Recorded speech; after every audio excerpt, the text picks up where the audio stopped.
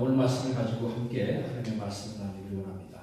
오늘 말씀은 듣고 지켜 행하며 함께 말씀을 합니다. 자, 이 신명기는 사실 그렇게 너무나 중요한 말씀입니다. 모세가 이스라엘 백성들에게 다시 한번 당부하는 말씀이니까 굉장히 중요한 말씀이죠. 그래서 그렇게 중요한 어떤 주제만 가지고 한두 번 설교하려고 하다가 말씀 읽어보니까 정말 모세가 강조할 만해요. 신신당부할 만합니다. 그래서 우리가 이 말씀을 다시 되새기면서 모세가 했던 그 말씀이 오늘 우리에게는 어떻게 적용됩니까? 그 말씀 함께 말씀을 나눠갑니다. 지금 6장을 먼저 말씀을 함께 나눴는데요. 6장은 우리가 십계명 가운데 보면 첫 번째 계명, 너는 나 외에 다른 신을 내게 두지 말라. 사실 그 말씀에 대한 해석의 말씀이라고 봐도 됩니다. 이스라엘아들아, 너희 하나님 여호와는 유일하신 하나님, 오직 유일한 여호와시니 너는 마음을 다하고 목숨을 다하고 힘을 다하여 네 하나님 여호와를 사랑하라. 아멘. 사랑하는데 그냥 사랑하는 게 아니고 마음에 새기고 손목에 기울어 삼고 머리에 표를 삼고 문설지에 써붙이고 바깥문에 써붙이고 날마다 그 말씀을 묵상하면서 그렇게 너희가 말씀을 새기고 하나님을 사랑하라. 그런 말씀을 주셨고요. 7장은 두 번째 계명에 관한 말씀이 되겠습니다. 우상을 섬기지 말아라. 섬기는 우상을 섬기는 정도, 우상을 섬기지 말라 정도가 아니라 적극적으로 우상을 아예 없애버리는 거죠. 우리 앞에서, 내 눈앞에서, 즉 여호와 앞에서 우상이라고 하는 존재를 이스라엘 백성들 앞에서 완전히 싹 지워버려요. 그것을 오늘 명령하고 있습니다. 그래서 오늘 이 말씀을 통해서 이스라엘 백성들이 하나님께서 어떻게 우상을 섬기지 말라고 했는지 그 말씀을 함께 말씀을 나누려고 합니다. 먼저 첫 번째는 하지 말라. 하지 말라. 우리 인간은 하지 말라고 더 하고 싶은 그런 습성이 있어요. 그렇죠? 잘하는 것도 하지 마 그러면 되게 하고 싶어지고 또 해 그러면 또 하기 싫어지고 그런 어떤 책덩어리 같은 그런 습성이 있는데요. 오늘 하나님께서도 이스라엘 백성들에게 너희가 가나안 땅에 들어가거든 하지 말아라 라고 하는 것을 말씀합니다. 첫 번째는 가나안 백성들과 언약도 하지 말아라. 그 언약을 하지 말라는 얘기는 어떤 의미냐면요. 뭐 약속을 우리가 뭐 식사 약속하고 뭐 그런 의미가 아니고 야 너희가 나도 너희를 해치지 않을 테니까 너희도 우리를 해치지 말라. 그런 평화죄를 맺지 말라는 겁니다. 아니 하나님 화목해야죠. 평화죄를 맺고 오히려 화목해야죠. 어떻게? 그렇게 말씀하실 수 있습니까? 싸우라는 말씀입니까? 그렇게 생각할 수 있는데요. 예, 결론을 여러분들 아시면 이해가 될 겁니다. 그들과 평화 조약을 맺지 말고 두 번째는 불쌍히 여기지 말라. 그들을 진멸하고 그 가나안 땅에서 싹 몰아내야 되는데 좀 불쌍해서 어떡하지? 하는 긍휼히 여기는 마음이 생겨버리면 못하는 거예요. 그렇잖아요. 마음이 약해지면 못하는 거죠. 세 번째는 그들과 혼인하지 말라. 이게 결혼을 하게 되면요. 완전히 우리 흔히 하는 말은 빼박이죠. 빼도 박지도 못한다. 왜? 이제는 혈연으로 맺어져 버렸으니까 더 이상 진멸할 수가 없는 거예요. 그러면서 또 며느리도 삼지 말라. 왜? 며느리들이 들어와서 그 며느리들이 가지고 온 그 이방신들에게 미혹되어서 이방신을 믿고 하나님을 떠나게 될까 하나님께서 염려하시는 거예요. 하나님께서 이스라엘 백성들이 하나님을 떠날까 이방신을 섬기고 하나님을 떠날까 염려가 된다라고 하죠. 7장 4절 보니까 그렇게 말씀하고 있어요. 여호와께서 너희에게 진노하사 갑자기 너희를 멸할 것이다. 그렇게 말씀하고 있는데요. 그가 내 아들을 유혹하여 그가 여호와를 떠나고 다른 신들을 섬기게 함으로 하나님께서 진노하셨다.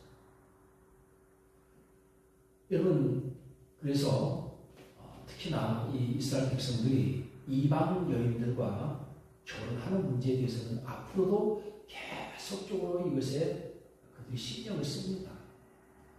그래서 이방 여인들과 결혼하지 않는 것을 그들이 굉장히 신경을 쓰게 되는데요. 그 이유는 바로 그 여인들이 자기 신들을 가지고 오게 되는 거죠.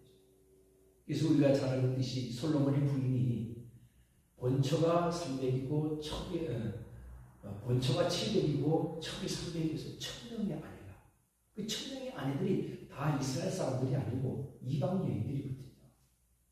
그러니까 그 이방 여인들이 다 들어와서 내가 외로우니까 우리나라 신당 믿게 해달라 해서 신당을 만들어 달라고 그래가지고요. 이스라엘 그 예루살렘에 그 산들마다 전부 다 신당 다 만들어주고요. 그래서 하나님 거기 진노하신 거죠. 그래서 이스라엘 백성들이 북왕국 이스라엘과 남왕국 이스라엘로 갈라지게 된 원인, 바로 솔로몬의 그 이방 여인들이 가지고 들어온 우상들 때문에 그런 거예요. 그러니까 하나님께서 이스라엘 백성들이 가나안 땅에 들어가서 그 여인들과 결혼하게 되면, 그 남자들과 결혼하게 되면, 특히나 며느리들이 들어오게 되면 이방 신상들을 가지고 들어와서, 이방 신들을 가지고 들어와서 이방 신을 섬기게 되니까 그것을 염려해서 혼인도 하지 말아라. 이렇게 하나님께서 강력하게 하는 가장 주된 이유가 뭡니까? 언약도 하지 말고 불쌍히 여기지도 말고 혼인하지도 말라. 이 자체가 뭐 문제되는 것이 아니라 그런 행위들이나 그 결과, 그것이 우상 숭배로 이어지기 때문에 그렇습니다. 여러분, 이스라엘 백성들이 가나안과 언약하고 불쌍히 여기고 혼인을 해도 여호와 하나님, 즉 여호와의 신앙이 흔들림이 없다면 아무 문제가 없습니다. 만약에 저들의 신앙이 견고하다면 하나님께서 저들에게 가서 언약도 하지 말고 불쌍히 여기지도 말고 혼인도 하지 마라, 그렇게 하지 않는단 말이죠. 이스라엘 백성은 아직 그렇게 할 수 있는 신앙이 없습니다. 이들의 이 흔들림이 앞으로 몇 년을 가느냐? 1000년, 약 1000년을 갑니다. 606년에 BC 606년에 이스라엘 백성들이 남왕국 유다가 바벨론에 포로로 잡혀가게 됩니다. 북왕국 이스라엘은 721년에 아수리에 멸망하고, 그 다음에 이 남왕국 유다가 바벨론에 606년에 1차로 포로로 잡혀갑니다. 그리고 2차, 3차에 걸쳐서 포로로 잡혀가게 되고, 갔다가 BC 536년, 70년 만에 다시 1차 귀환하게 되고, 2차 귀환이 457년, 3차 귀환이 400BC 444년까지 완전히 귀환하게 됩니다. 그러니까 귀환하는 기간도 굉장히 오래 걸리죠. 거의 따지면 100년, 90년 가까이 걸리죠. 그러니까 1차, 3차 같이 그 귀환도 굉장히 긴 시간이 이루어지는데, 그들이 비로소 바벨론에 가서야 여호와의 신앙이 완전히 확립이 됩니다. 그것도 예루살렘이 아닌 바벨론에서 이스라엘 여호와 신앙이 거기서 확립이 되는 거예요. 자, 우리가 잘 아는 사드락과 메삭과 아벳느고, 다니엘, 에스더, 다 그들 어디서 살았어요? 예루살렘에 살았던 것이 아닙니다. 특히 사드락과 메삭과 아벳느고와 다니엘은 예루살렘에서 바벨론으로 포로로 잡혀갈 때 소년이었어요. 우리가 잘 알잖아요. 사드락과 메삭과 아벳느고가 이 왕의 신하로, 바벨론 왕의 신하로 이 성장을 하게 되죠. 그래서 많은 대신들의 시기를 받고, 그들이 어떻게 하면 이 히브리 민족의 이 사람들을 다 멸할까 하다가 분명한 게 바로 뭡니까? 저들은 여호와의 신앙이 견고해, 흔들림이 없어. 그 어떤 상황에서도 저들은 변하지 않을 거야. 그래서 그 여호와의 신앙을 우리가 한번 테스트가 아니라 그것을 이용해서 저들을 멸하자. 그래서 바로 했는 게 뭐죠? 그게 그 왕의 금시상을 만드는 겁니다.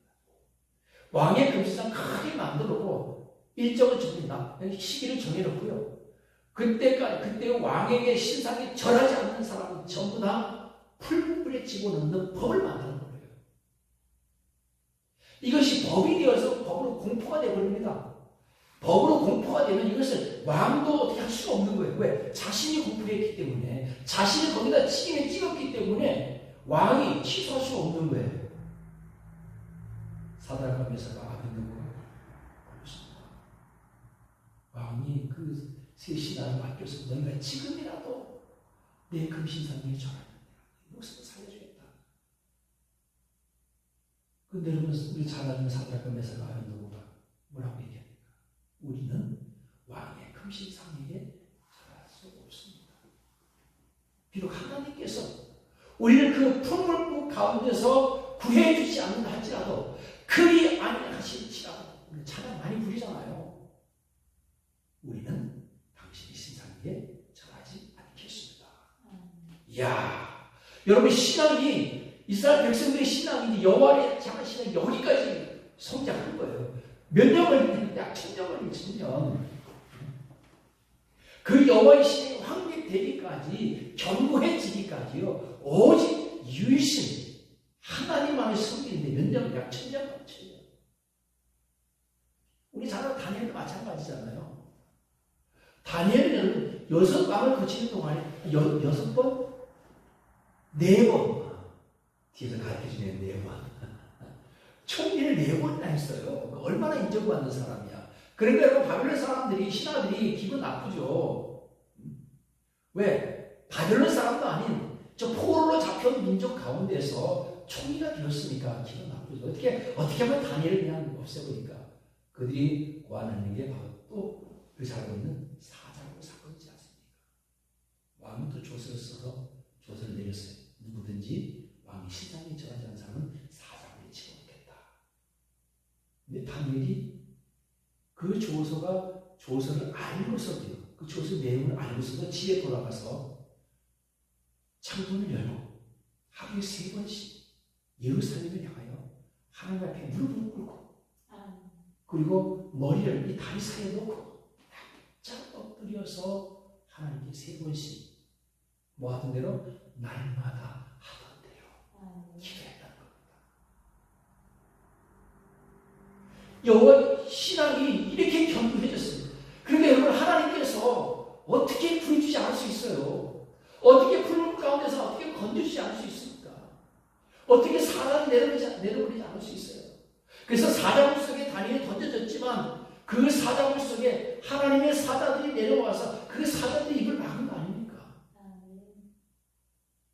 거기서 여호와의 신앙이 빛이 나니까요. 왕이 조서를 내렸어요. 이 상처는 아직 오직 신은 하나님밖에 없다. 할렐루야.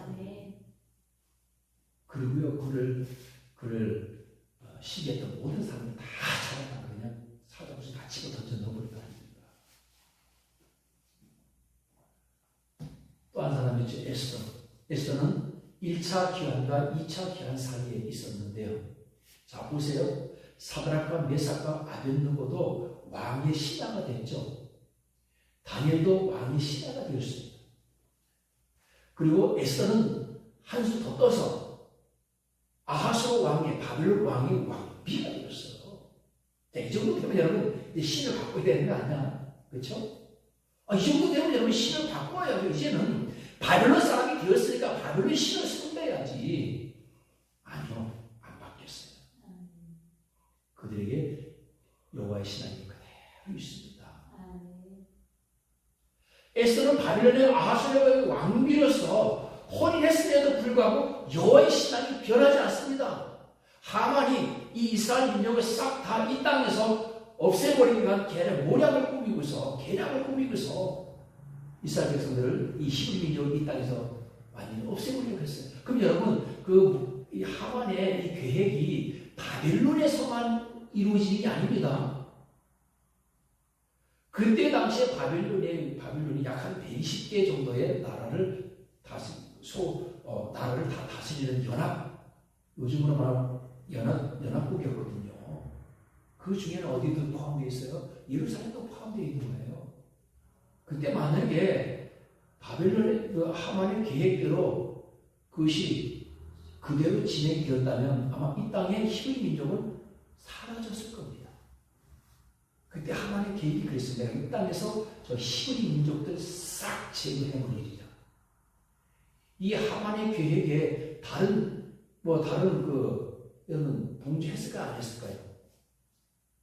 다른 사람들도 동조했겠죠. 성경에는 하만만 나오지만 나중에 에스더와 모르드게와 이스라엘 백성들이 보복을 하죠. 보복을 하는데 어떻게 해요? 며칠 동안 해요. 아니 그냥 이 이스라엘 민족, 히브리 민족을 없애려고 했던 그 모든 원수에서 다 죽이다 피인대가 나는 거예요. 아주 전국에. 그러니까 이게 하만의 이 계획이 하만 혼자의 계획이 아니었던 거죠. 다른 대신들도 마찬가지였을 거예요. 눈에 가시였을 거야. 이 이스라엘 사람들이, 히브리 민족이 원체 또 똑똑하고 잘나고 했으니까 얼마나 잘했으면 여러분 포로로 잡혀와서 국무총리를 4번씩이나 하겠습니까? 그러니까 눈에 가시죠. 근데 그들이 그런 상황 속에서도 여호와의 신앙을 버리지 않았다는 겁니다. 이 정도가 되면 왕의 신하가 되어도 괜찮고요. 국무총리가 되어도 괜찮고 그들과 언약을 해도 괜찮고 바벨론 사람들 불쌍히 여기도 괜찮고요. 왕비가 되어도 괜찮아요. 만약에 이스라엘 백성들이 지금 그러한 신앙을 가졌더라면 하나님께서 가나안 땅에 들어가서 너희가 그들과 언약하지 말아라, 그들을 불쌍히 여기지 말아라, 그들과 결혼하지 말아라 이 말씀 안 했을 거예요. 왜? 그들과 언약을 맺어도 여호와의 이름으로 불쌍히 여기도 여호와의 이름으로 결혼해도 여호와의 신앙 변함이 없기 때문에 하나님께서는 그냥 믿고 맡겼을 겁니다. 근데요, 아직 그들은 그러한 신앙이 없습니다. 이스라엘 백성들이 가나안에 들어갈 때 이 정도의 신앙이 있었다면 모세가 이렇게 후보자들이 신명기에서 이렇게 신신당부하지 않았을 거예요. 신명기가 이렇게 길어지지 않았을 겁니다. 그런데 이스라엘 백성들은 그러한 신앙이 없었습니다. 우리 사랑하는 여러분, 우리가 이 세상에 그 어느 모습으로 던져줘도요, 예수를 믿는 믿음이 변하지 않을 수 있는 신앙, 그 단계에 이르게 되면 그 단계에 이르기 전에는 우리도 여러분 경계를 해야 되는 겁니다. 우리가 잘 아는 요셉도 보세요. 우리가 요셉이 애굽에 팔려가기 전까지는 그에게 있는 여호와의 신앙이 빛이 나지 않았습니다. 드러나지 않았어요. 16살짜리가 무슨 신앙이 드러나겠습니까? 그런데 보디발의 집에 가서 10년 동안 종살이 하면서 감옥에서 3년 동안 감옥살이 하면서 애굽의 총리가 되면서 전혀 신앙이 흔들리지 않는 거예요. 10년 동안 노예가 되었어도요, 노예로 살아도 여호와의 신앙이 변하지 않고 어떻게 그의 신앙이 드러나느냐? 보디발이 보니까 여호와 하나님이 요셉과 함께하는 게 보이는 거예요, 눈에. 그러니까 어떻게 보디발이 지혜로운 거죠. 야, 요셉에게 맡기면 그 복이 내게 임하겠구나. 눈치라도 빨라야 됩니다. 축복받으면. 감수장에 보니까 이 요셉과 하나님이 요셉과 함께하는 게 눈에 보이는 거예요. 얼마나 여러분 요셉이 신앙생활을 어떻게 했다라고 구체적으로 나와 있지 않지만 그거 뭐 매일 새벽부터 했는지 성경을 읽고 하루에 10장씩 읽었는지 뭐 그런 얘기는 없어요. 뭐 그렇게까지는 하지 않았겠지만 어떻게든 그의 삶 속에서 여호와 하나님을 경외하는 게 보인 거예요. 보디발의 눈에 보이고 그리고 감수자의 눈에 보이고요. 누구 눈에 또 보였어요? 애굽 바왕의 눈에도 보인 거예요. 우리가 이와 같이 신에 감동된 자를 본 적이 없다는 거죠. 그래서 요셉이 신에 감동, 즉 하나님에게 감동된 것을 애굽 왕도 봤다니까요. 이 정도 신앙이 되면 우리가 어디에 가도 불편하지 않습니다. 근데 우리 그런 현실은 어떻습니까? 대학교 가서 변하고 군대 가서 변하고 회사 취직해서 변하고 결혼해서 변하고 사회생활 하면서 우리 신앙이 그냥 좌로 갔다 우로 갔다 직진했다 뒤로 갔다 엎어졌다 자빠졌다 다시 일어났다 않으면 우리가 하나님의 일을 할 수 없습니다. 근데 만약에 우리가 이렇게 되었다가도 다시 일어서서 우리 신앙이 견고해져서 하나님의 일꾼이 되면 괜찮아요. 뭐 저도 그랬으니까. 저도 신앙이 고등학교 때까지는요, 손에서 물집이, 뭐 노동에서 물집이 생긴 게 아니고, 부흥이만 하면 막 그냥, 옛날에 피아노 이런 게, 피아노 치는 것보다도, 북치면서 북이죠, 북. 뚱, 그래가지고, 자꾸 치는 거. 그 북이랑 그거예요, 그냥. 박수 치면서 그거만, 그 북 치면요, 북이 쿵쿵 그러잖아요. 심장이 막 벌렁벌렁 그래, 그게. 울려서. 요즘도 그렇게 했으면 좋겠어. 그러니까 손에 물질이 잡히는 거예요. 찬송이다 하더니 막 때려가지고 손이 다 까지고 주먹이 다 까지고 그렇게 찬양했어요. 그렇게 찬양했다가 대학교 가면서 운동하면서 군대 가면서 시간 다 팔아먹었어요. 그래서 어떻게든지 한번 좀 지탱해 보려고 그래도 끈을 붙잡고 있어야 되겠기에 귀하면 그래도 교회를 가려고 했어요. 그래도 가려고 하니까 다시 뭐가 임해요? 성령이 임하는 거죠. 그래서 자기가 서 있는 거예요. 중요한 건 여러분, 완전히 떠나지 않는 게 중요합니다.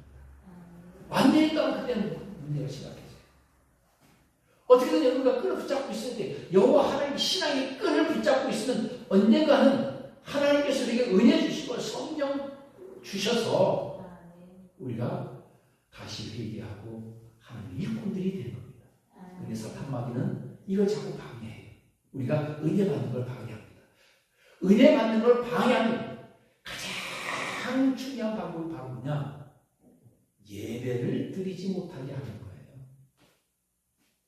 우리가 코로나 때문에 예배를 못 드렸습니다.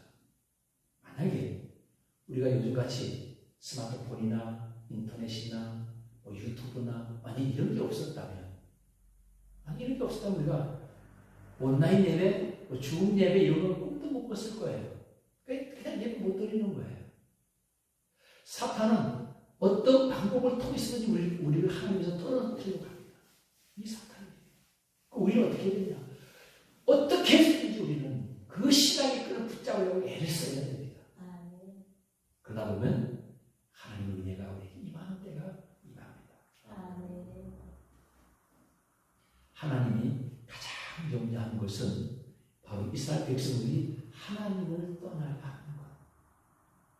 기독교인들이 하나님을 떠나는 것, 하나님을 떠나는 그 자체가 구원에서 멀어지게 되고 멸망의 길로 가게 되고 저주의 길이기 때문에 우리 사랑 여러분, 내가 어느 곳에 있더라도 나의 믿음은 정금같이 변함없이 신앙의 끈 붙잡고 나아가는 저와 여러분 되시기를 주님으로 축원합니다. 자, 두 번째는 오직 너희가 그들에게 행할 것은 이러하니 하면서 하지 말라라고 하는 것은 소극적이라고 한다면 하라고 하는 적극적인 거죠. 이제 우리가 적극적으로 해결해 나가야 되는 겁니다.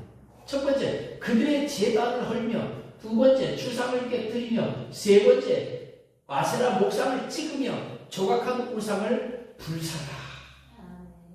우상을 척결하라. 가나안 땅에 너희가 들어가거든 모든 그들의 신상들 제단 다 풀어버리고 주상을 깨뜨려버리고 아세라 목상을 찍어버리고 조각한 우상을 불사라. 왜? 그게 있으면 너희들 많이 흔들리니까. 가나안 땅에서 우상의 흔적을 완전히 지워버려라. 자, 여러분, 그렇다면 지금 우리가 우상을 어떻게 흔적도 없이 우리가 지워버려야 될까요?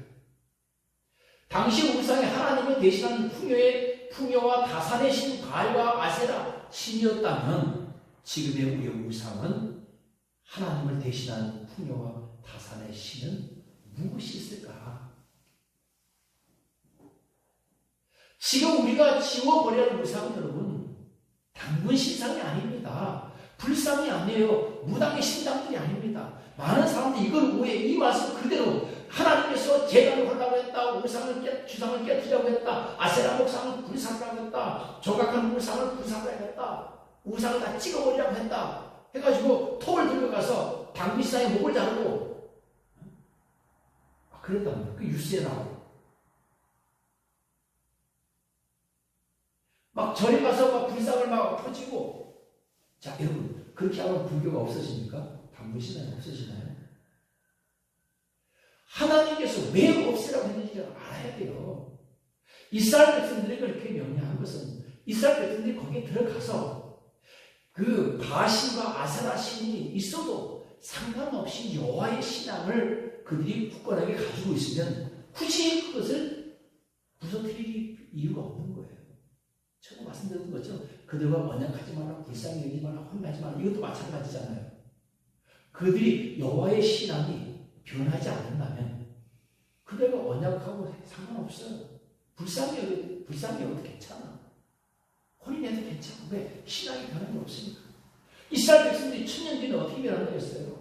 왕이 신하가 되어도 국무총리가 되어도 왕비가 되어도 신앙이 안 변한다니까요. 그래서 그들이 바벨론 폴에서 돌아와서는 유일신 신앙이 완벽하게 이제 정립이 되어서 그 어떠한 신도 섬기지 않습니다. 유대인들은요, 지금도 오직 여호와 하나님 외에는 다른 신 없는 유일신 신앙입니다. 지금까지는 철저하게 지키는 거예요. 왜? 자기 우상 숭배하기 때문에 당한 고난을 그렇게 알기 때문에 그래요. 오늘 지금 이 시대에 우리의 우상들이 무엇입니까? 우리가 척결해야 될 그런 우상, 우리가 부숴버려야 될 우상들이 바로 무엇입니까? 이 시대에 살아가는 데 있어서 우리의 신앙을 위협하는 그런 우상적인 요소가 무엇이냐라고 하는 거죠. 우리가 하나님을 떠나게 하는 요소가 무엇이냐? 우리 흔히 막론신이라고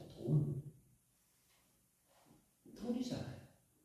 돈을 사람이 일만하게 뿌리라고 했는데 그 돈이 왜 우리 신앙, 우리 하나님과 거리가 멀어지게 합니까? 돈 벌어야 돼요. 바빠요. 일해야 돼요. 여러분, 돈 벌지 말라는 거 아닙니다. 일하지 말라는 거 아니에요. 상관없이 우리 신앙이 거기서 변모해지면요, 돈 버는 거 아무 문제 없습니다. 직장 취직하는 거 아무 문제 없어요. 내 신앙이 경과하면 주일날 매일 빠져도 상관없어요. 상관없는 게 아니고 그 신앙이 흔들림이 없다면 그 신앙은 주일 예배 때 내가 좀 그렇잖아요. 우리가 지금 직업 관계상 주일날 예배 못하는 사람들이 너무 많습니다. 옛날에 우리가 주일성도 안 하고 다 주일 만들어가지고 다 지옥 간다 했는데 지금은 그렇지 않아요. 그렇다고 해서 교리가 되는 건 아닙니다. 그건 교리가 아니니까. 우리의 신념이었지. 내가 여러분 어떤 상황 속에서 지금 내가 주를 못 지키는 상황을 할지라도 내 신앙, 여호와 신앙이 주님을 향한 그 믿음이 변함이 없다면 그 사람은요, 주일날 교회 못 가면 다른 시간에 하나님을 예배합니다. 새벽 기도하고 오후 예배 드리고 수요 기도하고 다른 시간부터 내가 예배를 해요. 어떤 상황 속에 처했든지 우리 신앙이 변함이 없는 그런 신앙이 되어야 됩니다. 그러면 여러분 내가 주일을 못 지켜도 새벽기도 못 나가도 수요일 못 나가도 상관없는 게 아니라 못 나가도 내 신앙을 지키는 데는 아무 문제가 없다는 얘기죠. 근데 우리 신앙이 지금 어때요? 근데 주일 안 나가면 어떻게 됩니까? 새벽기도 안 하면 어떻게 됩니까? 신앙이 더 견고해지고 올라가는 것이 아니고 뚝뚝뚝뚝 주가 떨어지듯이 그냥 떨어지는 거예요. 그러니까 뭐 하라는 거예요, 우리가? 주일 하나님을 예배하자는 거예요. 왜? 우리 신앙을 견고하기 위해서 가장 필요한 게 바로 뭐냐면 예배입니다. 이거는 저뿐만 아니라 모든 목사님들이 다 이구동성을 하는 말씀이에요. 예배를 드리지 않고 신앙이 좋아진다? 내가 집에서 성경을 100번 읽거든요. 집에서 내가 신앙생활을 아무리 내가 기도를 많이 해도 신기하게도 성전에 나와서 예배 드리지 않는 그 신앙이 자라나지 않는 거예요. 왜냐? 예배는 우리가 하나님을 만나는 사건입니다. 하나님을 만나야 우리의 신앙이 성장하게 되는 거예요. 여러분, 다니엘이 왜 하루에 3번씩 예루살렘을 향해서 매일 창문 열어놓고 기도했을까요? 예배예요, 예배. 다니엘이 하나님께 정한 나와 하나님과의 예입니다. 하나님 안. 그러니까 신앙이 견고한 신앙이 되는 거예요. 바벨론에 가서 그냥 아무렇게나 살았는데 여호와 신앙이 거기에 그냥 콕 박혀 있었다 그건 아니에요. 그들이 어떻게 했기 때문에 바벨론에서 어떤 삶을 살았기 때문에 그 신앙이 견고해졌겠습니까? 그들이 바벨론에서 더 하나님을 찾지 않았겠어요. 이렇게 여러분 우리가 이 모든 규례와 법도를 지켜 행하면 내게 복을 주신다는 거죠. 심지어가 내 하나님 여호와께서 내 조상들에게 맹세하신 언약을 지켜 내게 인애를 베풀실 것이다. 곧 너를 사랑하시고 복을 주시는데 복을 주신다. 내 소생에게 복을 베푸시고 풍성하게 하시고 번성하게 해주시겠다는 거예요. 그러니까 여러분 이스라엘 백성들이 가나안 땅에 들어가서 우상을 섬기지 말아라. 그들 쫓아다니면서 다산의 신이 그러면서 쫓아다니지 말라는 거죠. 왜? 내가 줄 거니까.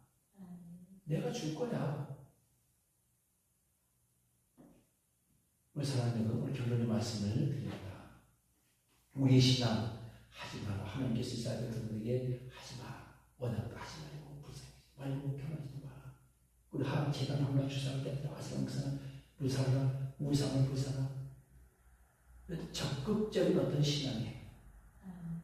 이것이 여러분 우리 여호와 신앙을 지키는데 큰 힘이 되는 겁니다. 그래서 우리가 적극적으로 예배 참석하려고 우리가 애를 써야 되는 거예요.